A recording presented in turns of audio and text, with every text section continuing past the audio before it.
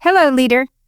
If you've ever caught yourself thinking, it's faster if I just do it myself, or hovering too close over your team's shoulders, you're not alone. That's micromanaging, and it doesn't always look obvious, but it always will slow you down. And hey, you didn't build your business to stay stuck in the weeds every day, all day, did you? No. So come join me on this episode as we talk about the signs that you may be micromanaging, even without realizing it. What's really behind it, and I'll also share some strategies that you can apply today to start the shift from micromanaging to mentoring your team. Welcome to the Stacking Your Team podcast, smart leadership for women who mean business. If you're a woman who owns an established business with a team of 5 or more, and you're ready to lead with more confidence, clarity, and impact, you're in the right place. I'm your host, Shelley Warren. Each episode delivers practical strategies to help you build a high-performing team and become the leader your business needs next. Let's get started with this reminder. The team that got you here may not be the team that will get you there. Okay, let's talk about micromanaging. You might not think you do this, and maybe you don't, but here are some examples to check yourself. First up, you edit a team member's draft just because it's not your style. Or how about you insisting on being CC'd on every email? And here's a common one, repeating tasks after your team has already done them. What? Oh my gosh. Now, you might be telling yourself a story that this is your way of holding people accountable for your quality measures or your brand reputation. But your team interprets this as, she doesn't trust me. Now, over time, this chews away at any initiative your team has to think for themselves and makes you the annoying bottleneck. And remember what I always say about having people on your team who can't think for themselves. You've got it. You're overpaying them. So why are you doing this? Usually, it's because of these 3 reasons that are tied to how you feel on any given day.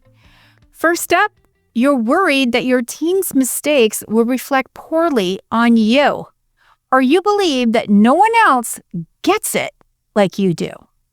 Or you're feeling guilty about stepping away from the business or delegating too much. Now, I feel you. These reactions are normal, but unchecked, they become self-sabotage.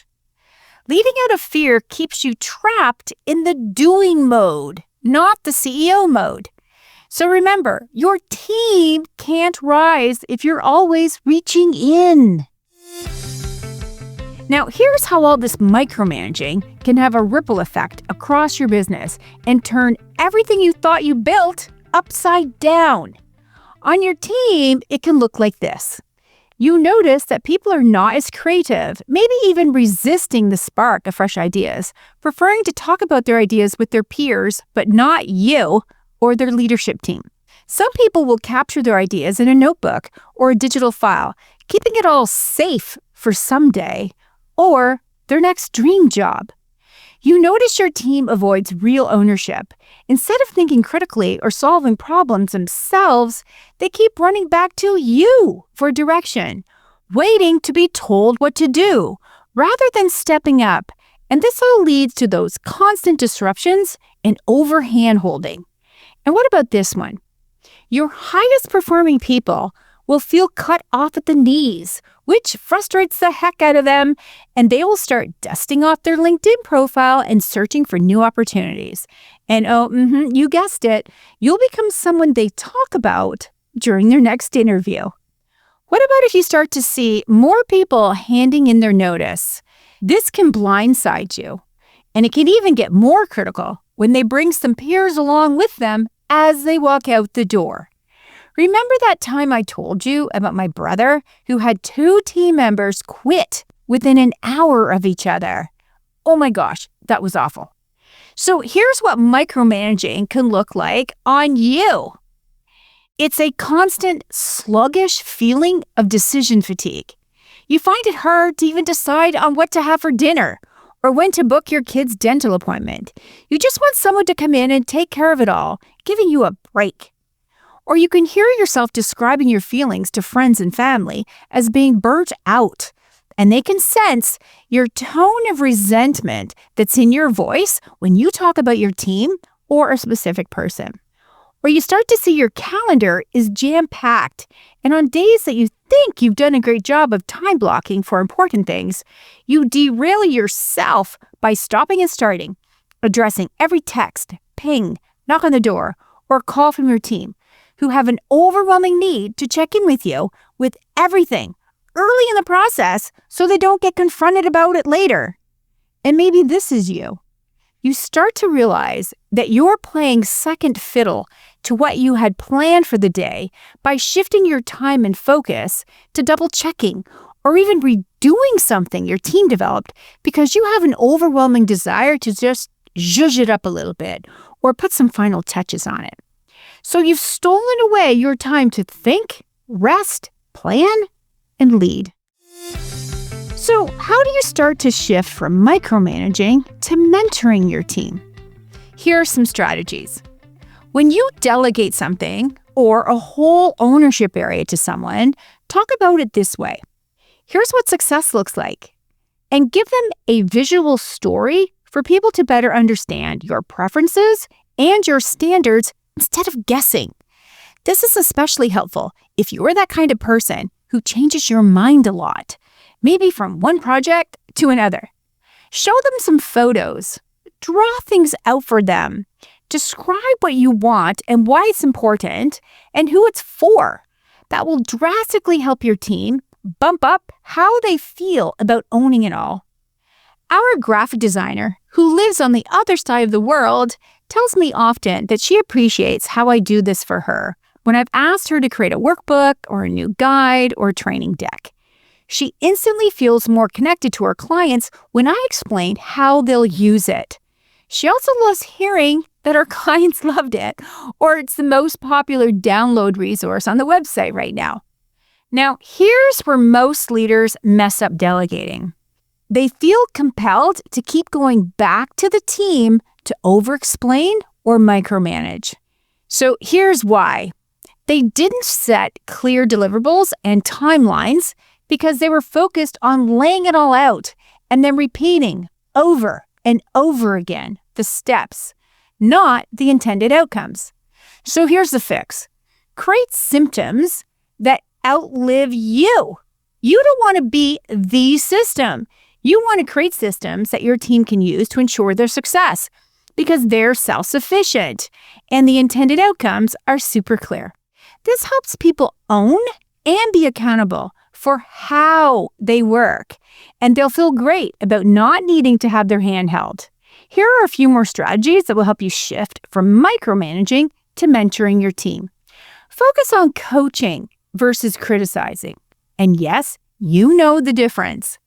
Coaching feels helpful. Criticizing feels hurtful. So make it normal at your workplace to spotlight wins and blocks. Not just the tasks that got done, but how people got unstuck. These stories are so meaningful for everyone on your team and acts as proof that solving problems is part of what everyone gets paid to do, regardless of their position and how long they've been a member of the team. Knowing that it's okay to talk about being stuck, being off the rails, without the panic, helps to calm everyone down so they'll think clearer and more effectively, instead of avoiding the problem or sitting and spinning on the problem without ever taking action. I mean, come on. After all, action ends anxiety. So when you host one-to-ones, make sure that you are inviting your team members to talk about how they've overcome challenges. It reinforces with them that they're capable. They can stand on their own 2 feet or in collaboration with a peer, but not be holding to you or the direct leader for every ounce of direction. I've shared before how some of my clients have stepped completely out of their hiring process, only meeting the final candidates. That's what high ownership high trust, and true leadership looks like. It shows they fully believe in their team and that they know how to spot their next best hire. So let's recap by starting with this fun fact from Gallup. Only 1 in 5 people feel managed in a way that inspires them to deliver great work. Ugh, that is terrible. So remember, your job is to lead, not redo. Here's a simple checklist to help you spend more time leading instead of hovering. The first checkpoint is, does your team know what a win looks like? Now, this matters because clarity creates confidence and lets people lead without asking for permission. The next checkpoint is, are you available for support, not surveillance? Now, this matters because trust builds initiative and micromanagement kills momentum. The next checkpoint is, do they get feedback outside of correction? This matters because praise and growth-focused feedback fuels engagement, not fear. And have you documented the processes, or are you the process? And this matters because your business should work without you doing every step. And the last checkpoint is, do your leaders host one-to-ones on their own? This matters because you grow leaders by letting them lead, starting with being responsible for other people's success at work. That's why here at Stacking Your Team, we're such fans of helping you create a small but mighty leadership team so that you can get out of the day-to-day operations and stay out. After all, leaders grow other leaders. Micromanagers just grow stress, including their own. Thanks for tuning into the Stacking Your Team podcast, Smart Leadership for Women Who Mean Business. If today's episode helped you see your leadership in a new way, I'd love to hear about it. Come connect with me on Instagram, where I'm at Stacking Your Team, and tell me, what are you working on in your business right now? If you're ready to go further than this podcast, check out the Leadership Lab. It's my high-touch coaching experience designed for women leading a growing team. We're welcoming new members right now. You'll find all the details at the Stacking Your Team website. So until next time, let's do less managing and more leading by making space to lead and letting go of the rest.